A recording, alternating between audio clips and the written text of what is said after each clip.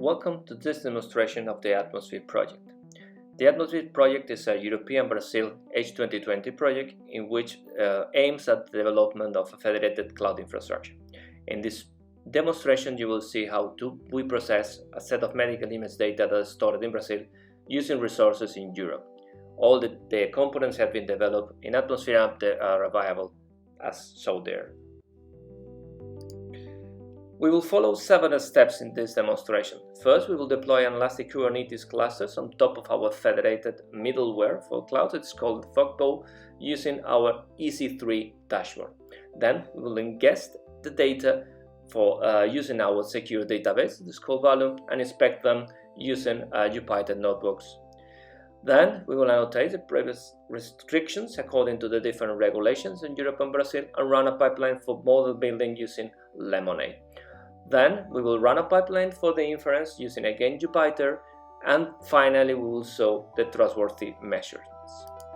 The first thing we do in this demonstration is to deploy the virtual cluster. So for this we will use the EC3 tool. So in this tool we will specify all the components that we are going to install and provide our credentials to access the virtual federated infrastructure. So once that we have provided the credentials, we will define the virtual architecture for our front end for the two types of nodes. We will create nodes with GPUs and nodes with SGX extensions.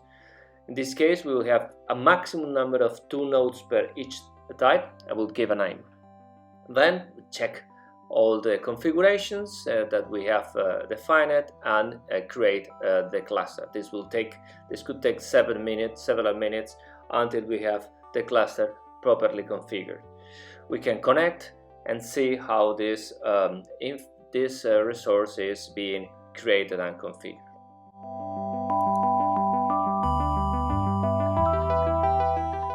We can connect to the Horizon dashboard of OpenStack. This version of the Horizon dashboard has been modified to see all the resources from the whole federation, thanks to Fogbow. In this case, we see that we have the front end with already configured with all the proper security groups defined as they were specified in the recipes. We can connect to the front end and check how is the progress of the configuration. We can check that along with the front end, several worker nodes have been created.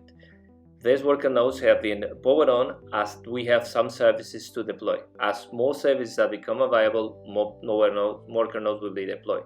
We can see that there are nodes in Europe and nodes in Brazil. Next step will be to ingest data in our database. Volume is a database that runs on a trusted execution environment. So we have data locally that you can see that is composed of several information about the clinical data that has, as you can see, names and other personal data. And we have also images, medical images that are echocardiography videos. So we will connect to our cluster using a specific Docker container that we have prepared with the client, using a secure connection to ingest our data in the trusted execution environment database. So in this way, the data will be copied with the personal data and will be stored encrypted in disk. Once that we do the ingestion of the clinical data, which is a relational database, we will do the same. Now we will proceed copying the medical images. The medical images are files and will be stored on a Hadoop distributed file system. The Hadoop distributed file system also will use encrypted storage.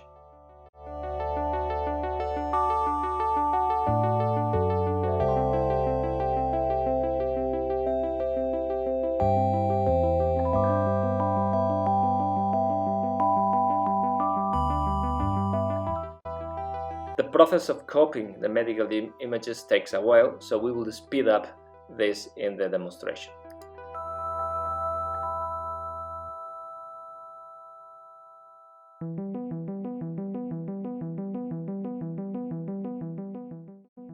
Along with the original medical images, our client application also makes an anonymization of the medical videos and uploads them on the same file system. This way, depending on the credentials of the user, we will be able to provide different levels of privacy. By the end of the process, all the data has been copied in the storage associated to Valium and the Hadoop file system.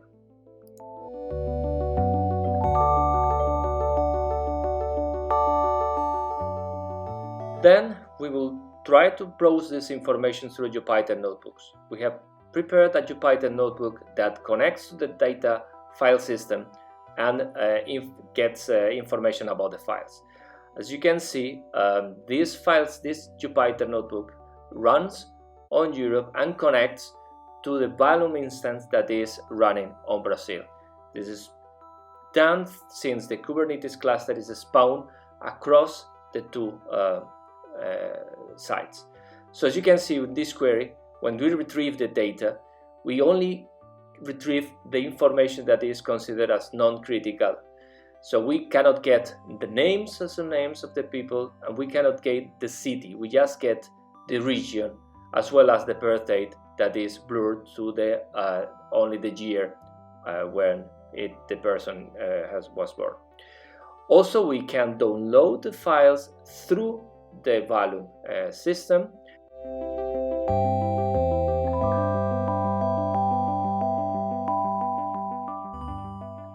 So the next step will be to create a model using Lemonade. Lemonade is a platform for creating workflows for data analytics. First, we select the input dataset from our Valium database that runs on the trusted execution environment, and we will copy the anonymized data locally in the storage that is accessible by Lemonade.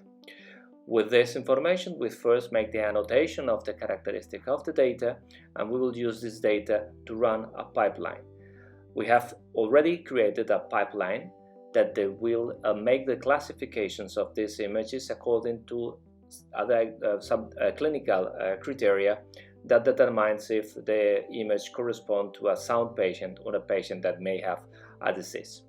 So the workflow is loaded and shown as a graph with nodes and arcs, and then can be executed dynamically on the platform.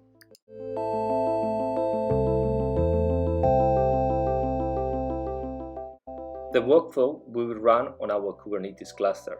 Through Lemonade, you can point out to different backends, selecting the proper platform there. You will see that we will also use a capacity planner to determine the cost of the execution.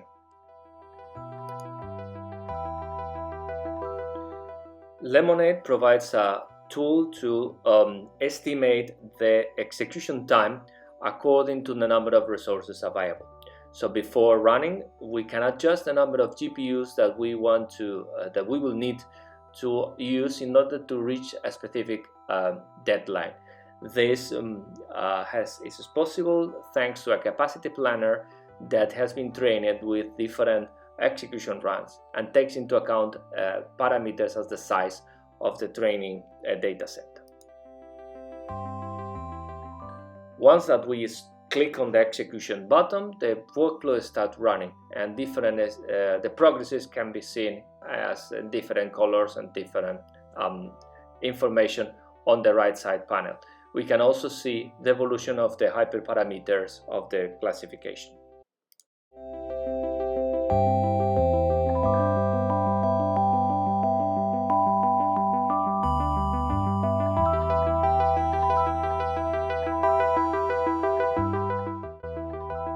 After some time of the execution, a report is created and can be consulted by the researcher, deciding if the execution has been successful. An important feature is that Lemonade generates the source code from the graphical specification created by the user. This way, this source code can be used for running on a separate infrastructure. Once the model is created, we can use it in the inference stage. For this purpose, what we will do, it will use again a Jupyter notebook, and we will apply the model over a set of different new video images to get the information about the classification. As in the previous example, we will use a capacity planner to define the number of workers for meeting a deadline. If there are not enough nodes in the Kubernetes cluster, EC3 will automatically spawn more resources.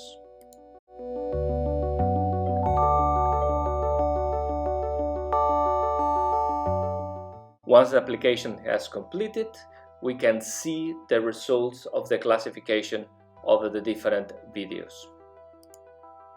Moreover, we can see that the execution has been performed in the deadline. All the services are reporting to our trustworthy monitoring and assessment instance that collects the metrics about the trustworthiness of the services. This trustworthiness evaluates not only questions of performance, but also privacy that depends on some parameters of the datasets, and availability of the infrastructure. The trustworthiness increases along the time as the services becomes stable. On the contrary, we can see that there are, in the virtual infrastructure of the nodes, we can see peaks that reduced trustworthiness due to the scaling up of the new nodes.